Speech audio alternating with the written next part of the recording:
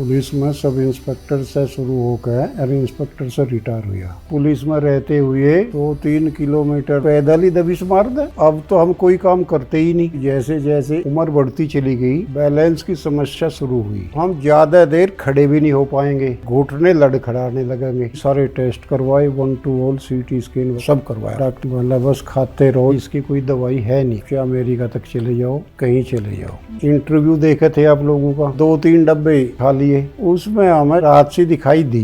गोंद सिया से कमर दर्द में आराम मिला। डंडे का सहारा लेके हम थोड़ा सा सीधे चल देते। गोंद सिया से हमें पैरों में करीब 60% आराम मिला।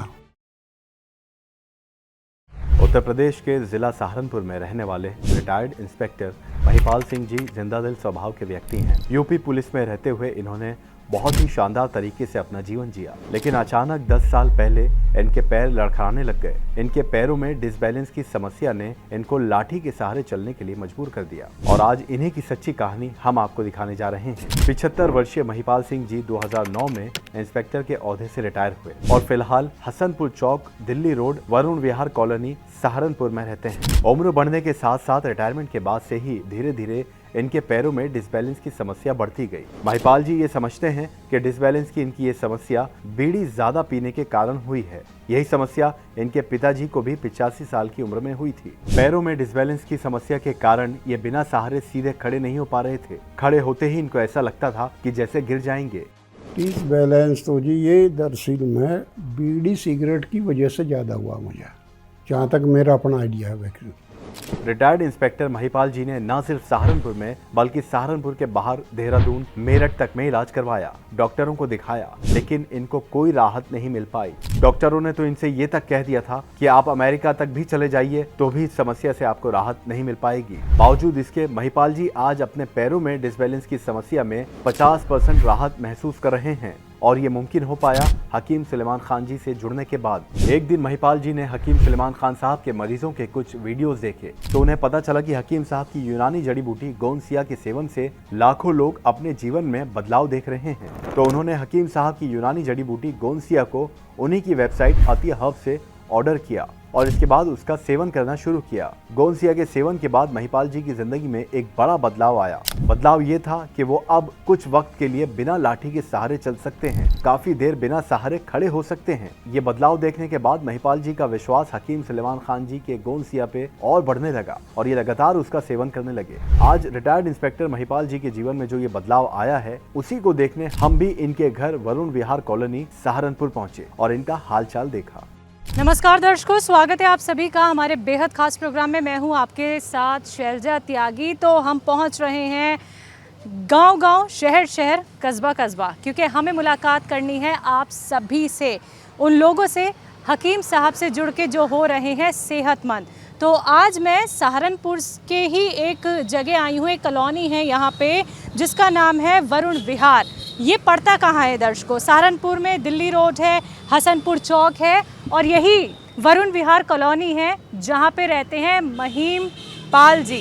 उनसे मिलने हम आए हैं। उन्हें परेशानी क्या थी? पैर लड़खड़ाते थे, गिरने का डर उन्हें रहता था। ये परेशानी अभी भी है, लेकिन उन्हें किस हद तक आराम मिला है यही जानने हम उनके घर पहुँचेंगे और आपको भी लेके चलते हैं।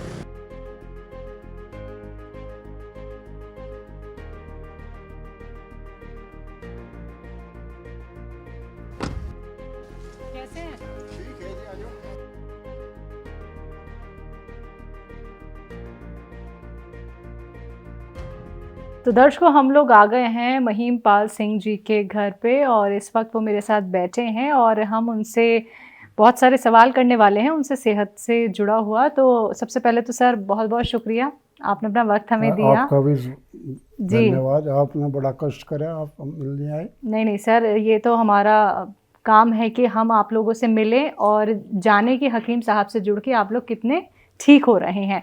तो सर, मेरा पहला सवाल आपसे ये है कि आप करते क्या थे? मैं पुलिस में सर्विस करता था। पुलिस में सब इंस्पेक्टर से शुरू होकर एयर इंस्पेक्टर से रिटायर हुआ। 31 जनवरी 2009 में रिटायर हुए और 26 नवंबर 1981 को पुलिस भर्ती में भर्ती हो गए थे। उसमें 71 में। घर में कौन कौन है? घर में फिलहाल यहाँ जो हैं, यहाँ मैं हूँ और मेरे बड़े लड़के की वाइफ है, और उसका बड़ा लड़का भी आया हुआ है छुट्टी। इसके जाने के बाद फिर हम और वही रह जाएंगे, क्योंकि उसकी पोती मतलब लड़की की शादी हो चुकी है, वह ससुराल चली गई। हमारी मिसेज जो है वो गाजियाबाद में छोटे लड़के के पास है, क्योंकि उसकी मिसेज को कैंसर की शिकायत हो गई थी। अब उसे काफ़ी आराम है, ठीक होने के करीब ही है। अच्छा, बड़ा लड़का भी जो है गाजियाबाद में ही अपना काम कर रहा है, बिल्डर का, मकान वकान बनाने का। और जो भाई वगैरह हैं गांव में खेती कर रहे, और भतीजे जो हैं एक पुलिस में है गाजियाबादी, और एक गाजियाबादी फिजियोथेरेपी का डॉक्टर है। कब से आप यहाँ पे रह रहे हैं? यहाँ तो रह रहे जी हम 2097 से। महिपाल सर, देखिए 15 साल पहले आप रिटायर हो गए।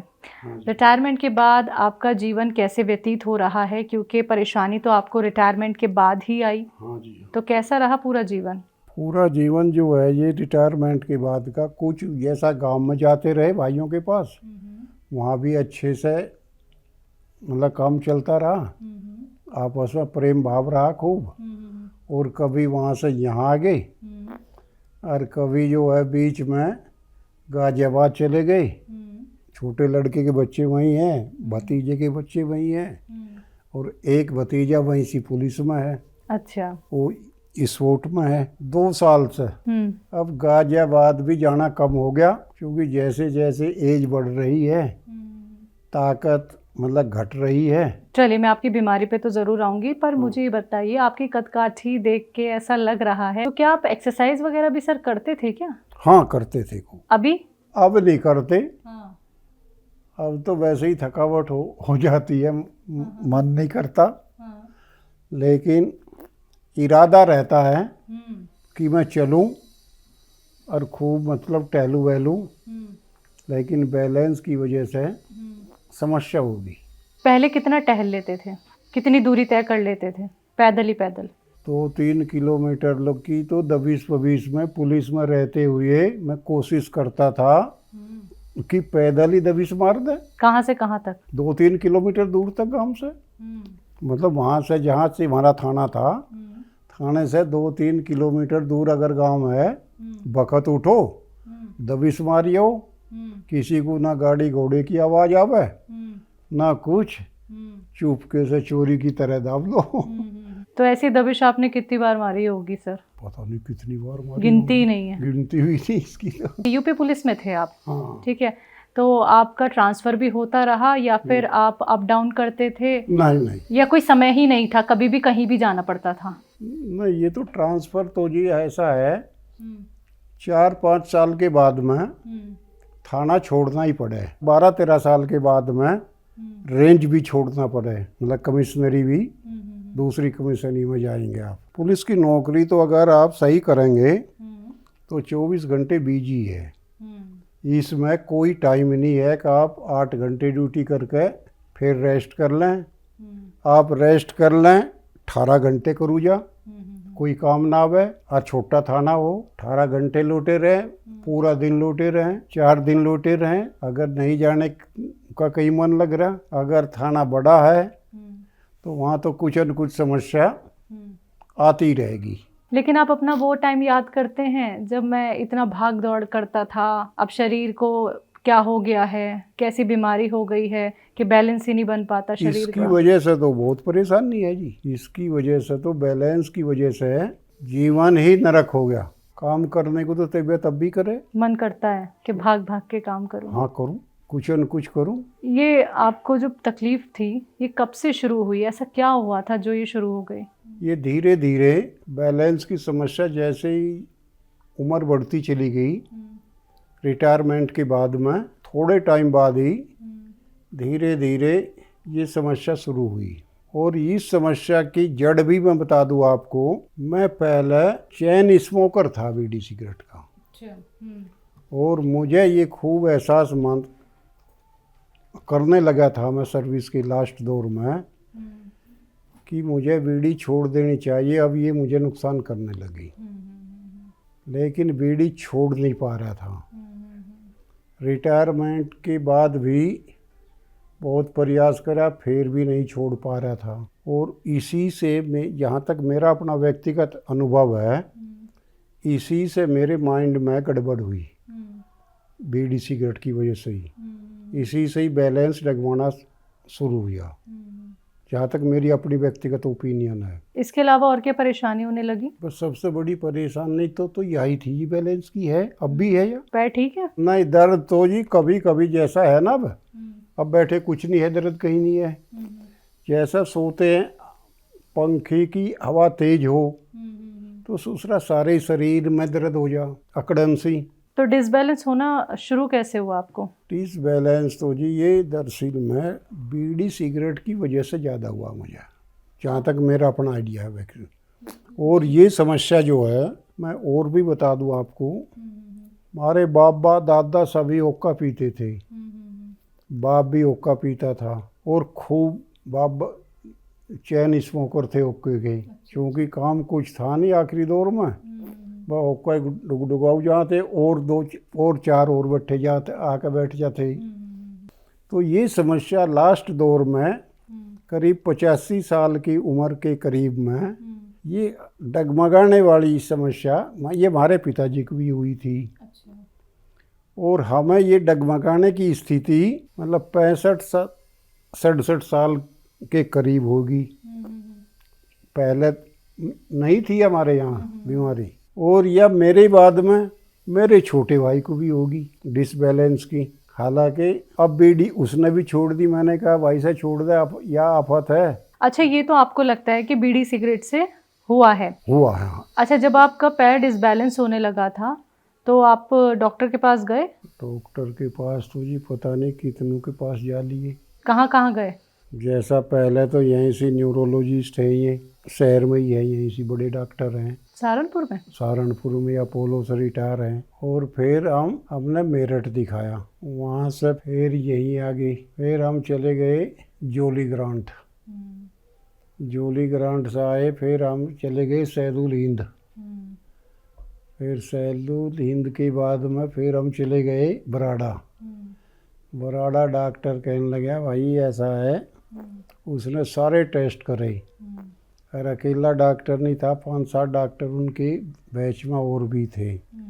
सारी स्थिति पूछी, सारे टेस्ट करवाए, 1 to all CT स्कैन वगैरह वगैरह सब करवाया उन्होंने।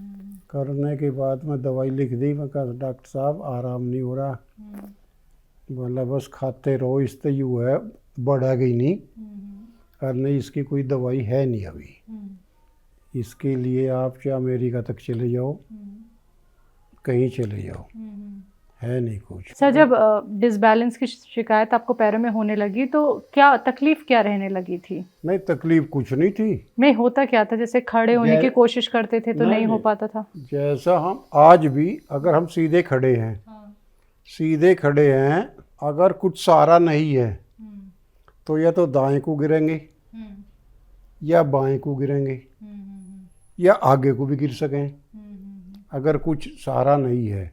अन्यथा अगर सहारा कुछ ले लें तो रुके रहेंगे। और कुछ देर जो अगर हमने डंडा भी है, हम खड़े हैं, 4 आदमी और खड़े हमारे पास, तो हम ज़्यादा देर खड़े भी नहीं हो पाएंगे, फिर घुटने लड़खड़ाने लगेंगे। समझे नहीं? जैसे आगे पीछे जो हो जाते हैं ना घुटने लड़खड़ाट के, वह स्थिति हो जाएगी। जब डॉक्टर ने आपको ये तक भी कह दिया था कि आप अमेरिका तक भी चले जाइए, इसका कोई इलाज नहीं है, तो फिर हकीम साहब से जुड़ना कैसे हुआ? हकीम साहब से जुड़ना ऐसे हुआ कि हमें इतना तो पता है कि एलोपैथिक दवाएं अगर ठीक नहीं करेंगी तो साइड इफ़ेक्ट तो ज़रूर करेंगी। और ये यूनानी दवाई जो हैं, ये अगर ठीक नहीं करेंगी तो इनका कोई साइड इफ़ेक्ट भी नहीं होगा। यही स्थिति आयुर्वेदिक की है। जैसे ये इंटरव्यू देखे थे आप लोगों का, तो उसमें कहते हैं कि हम ठीक हो गए, लेकिन आपके यहाँ भी दर्द वाले तो बहुत मिले इंटरव्यू में, लेकिन ये डिसबैलेंस वाले नहीं मिले। डिसबैलेंस वाले का किसी का नहीं हुआ। फिर आप ही के यहाँ से डॉक्टर से हमने कहा, जैसा बात कर रहे थे टेलीफोन पर, दवाई मंगावे थे, ये करते थे। तो कहते थे जी इसके लिए आप एम केयर खाओ, तो मगर कुछ राहत मिलेगी। हाँ, तो हमने 2-3 डब्बे एम केयर के खा लिए, तो उसमें हमें ज़्यादा तो नहीं लेकिन थोड़ी बहुत राहत सी दिखाई दी। किस चीज़ में? बैलेंस में। एम केयर से? एम केयर से बहुत थोड़ी सी। और कौन सी दवाई ली? नहीं, और तो बस ये एस केयर था और ये गोंदशा है, बस ये खाते हैं हम। अच्छा सर, क्या लग रहा है, क्या आराम क्या लग रहा है? आप एस केयर ले रहे हैं, एम केयर ले रहे हैं, गॉन्सिया ले रहे हैं? गोंदसिया से जो है जी, जैसा कमर वाला दर्द है, जैसा बैठे हम यहाँ से बैठे, अभी बैठे, अगर ज़्यादा देर बैठे रहे तो ज़्यादा देर बैठ भी नहीं पाते थे, तो इससे धीरे धीरे बैठे रहो, चाहे 2 घंटे बैठे रहो, 3 घंटे बैठे रहो, बैठने में कोई दिक्कत नहीं होगी। जैसा चारपाई पे बैठे, यहाँ तो थोड़ा सहारा लग रहा, चारपाई पे बैठे हैं, वहाँ तो सहारा नहीं है कुछ, वहाँ कुछ देर बाद, काफ़ी देर बाद थोड़ा सा यूं कोशिश करें चलो पीछे को लौट जाओ। कितनी देर बाद? घंटा बाद, आधे घंटे बाद, पौने घंटे बाद, जैसी स्थिति हो। अगर लेटने का जुगाड़ है तो लेट जाओ, नहीं है तो अपना बैठे रहो। ये है जी। यानी कमर दर्द में आराम मिला? कमर दर्द में आराम मिला। और जो पैर लड़खड़ाते उसमें कुछ आराम? उसमें भी थोड़ा सा, उसमें लड़खड़ाने में थोड़ा आराम है। पैरों में आपको गॉन्सिया से आराम लग रहा है? जैसे आप अभी बैठे हैं, अभी आप खड़े अगर होते हैं तो क्या सहारा लेना पड़ता है या डंडी का सहारा लेना पड़ता है? नहीं, जैसा यहाँ से बैठे हैं हम, यहाँ तो जैसा चेयर है या यही सहारा ले ले, थोड़ा हाथ से सहारा ले लो, खड़े हो जाओ।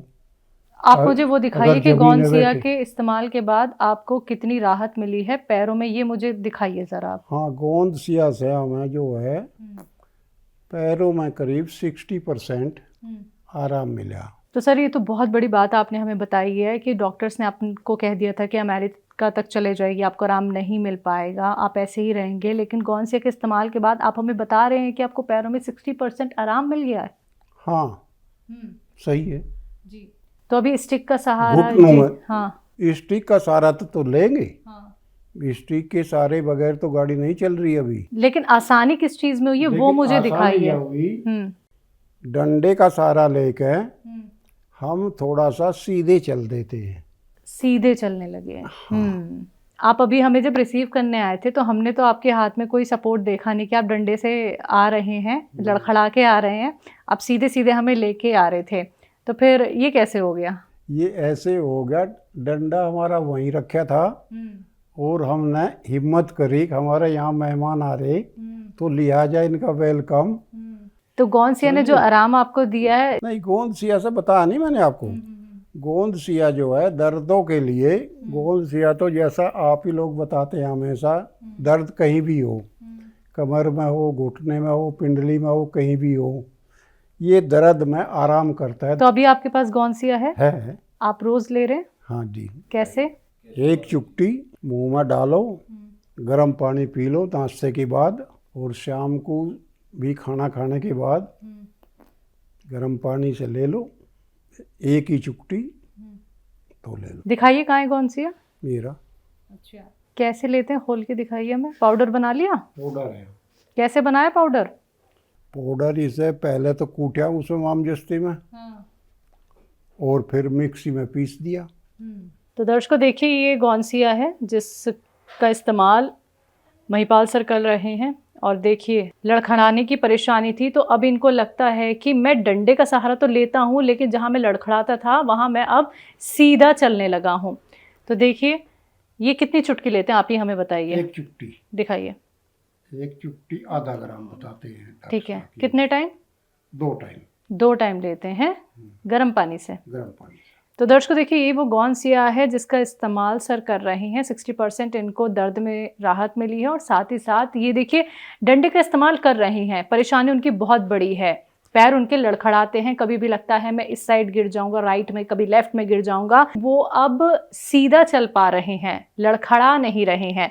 जहां डॉक्टर्स ने उन्हें कह दिया था कि भाई आप अमेरिका तक चले जाइए, लेकिन ये लड़खड़ाने की परेशानी आपकी ऐसे ही रहने वाली है, इसका कोई इलाज नहीं है, क्योंकि सीधा सीधा पैरों का कनेक्शन उन्होंने दिमाग से जोड़ा था। तो आप देख सकते हैं ये गॉनसिया जिसका इस्तेमाल सर कर रहे हैं। तो धीरे धीरे करके ही सर देखिए आराम आपको मिल रहा है गॉनसिया से, लेकिन एक उम्मीद तो जागी ना सर कि इतना आराम मिल रहा है तो आगे चल के भी गॉनसिया से मुझे आराम मिल सकता है। इसको लेके क्या कहेंगे बताइए, लगता है ऐसा? ये तो खा ही रहे हैं हम, लेकिन आप ही के डॉक्टरों ने बताया था इसके लिए आप एम केयर लें, समझे नहीं? तो फिर हमने माइंड के लिए एम केयर मंगाई, तो एम केयर खा रहे हैं, उससे एम केयर से थोड़ा बहुत लाभ हुआ है। तो सर अभी आप हमें दिखाएंगे कि आपको कितनी राहत गॉनसिया के इस्तेमाल के बाद हुई है और एम केयर के इस्तेमाल के बाद, जो आपने कहा है कि आप सीधे चल लेते हैं, आप लड़खड़ाना थोड़ा कम हुआ है, दिखाएंगे? हाँ हाँ चल। तो चले सर फिर बाहर, चलो आइए। तो आप देख सकते हैं दर्शकों, महिमपाल सिंह जी हैं ये, और इनकी उम्र है 76। पैरों में लड़खड़ाने की परेशानी, डिसबैलेंस होने की परेशानी इनके साथ बनी रही, और देखिए गॉनसिया का इस्तेमाल कर रहे हैं और अभी सीधे चल पा रहे हैं। जो आराम उनको मिला है वो हम आपको यहाँ पे दिखा रहे हैं। इनको ये तकलीफ़ रहती थी, ये जहन में हमेशा बना रहता था कहीं मैं राइट हैंड साइड ना गिर जाऊँ, कहीं मैं लेफ़्ट हैंड साइड ना गिर जाऊँ। लेकिन देखिए मैंने खुद उनसे रिक्वेस्ट करी कि सर एक बार चल के तो दिखाइए, और दर्शकों देखिए देखना बहुत ज़रूरी है कि जिस दवाई का वो इस्तेमाल कर रहे हैं हकीम साहब से जुड़ के उनको कितना आराम मिला है। महिमपाल सर इतना पहले चल पाते थे आप, खड़े रह पाते थे? नहीं इतना नहीं, अब धीरे धीरे आराम हो रहा है। समझे नहीं, पहले बगैर डंडे के नहीं चला जाता जरा सा भी, अब धीरे धीरे थोड़ा थोड़ा आराम की ओर बढ़ रहे हैं। तो कौन सी दवाई लिया आपने? एम केयर और ये गॉनसिया।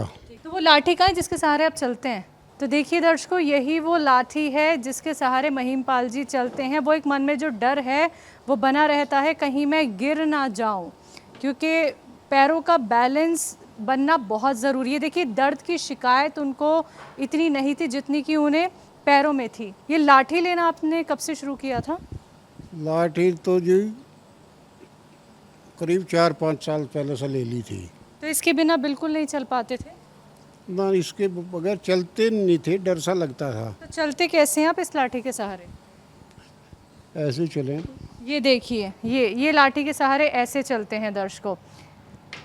लाठी है तो सहारा बन पाता था, लाठी नहीं है तो गिरने की शिकायत इनको रहती थी। बिना लाठी के चल के दिखाइए मुझे आप, चलिए ज़रा हिम्मत करिए। बिल्कुल देखिए ये हिम्मत है महिमपाल जी की जो हम आपको यहाँ पे दिखा रहे हैं। कोशिश और दवाई, देखिए दोनों का सहारा मिलना बहुत ज़रूरी है। जैसे आपको लाठी की ज़रूरत पड़े आप मुझे बता देना, मैं आपको लाठी दे दूँगी। लेकिन कहीं ना कहीं हिम्मत आ रही है ना कि मैं आने वाले टाइम में बिना लाठी के पूरी तरीके से चल पाऊँगा? आ रही है। लाठी चाहिए तो मुझे बता देना आप। लीजिए देखिए ज़्यादा तकलीफ़ नहीं देंगे, जितना भी आराम महिमपाल जी को हो रहा है उतना ही आराम हम आपको दिखा रहे हैं। तो वो गॉनसिया का इस्तेमाल कर रहे हैं, एम केयर का इस्तेमाल कर रहे हैं, तो जितना स्वस्थ वो खुद को महसूस कर रहे हैं वही हम दिखाए आज आपको इस प्रोग्राम के ज़रिए। तो आज की कहानी थी महिमपाल जी की। तो दर्शकों हम पहुँचे सहारनपुर में, दिल्ली रोड हसनपुर चौक के पास वरुण विहार कॉलोनी में। यहाँ पे हमने बात की महिमपाल जी से और उनकी सेहत के बारे में हमने जाना। तो आज की सच्ची कहानी सर की एक बार फिर से मैं हाजिर होंगी। तब तक के लिए रखिए अपना ख्याल, मुझे दीजिए इजाज़त, नमस्कार।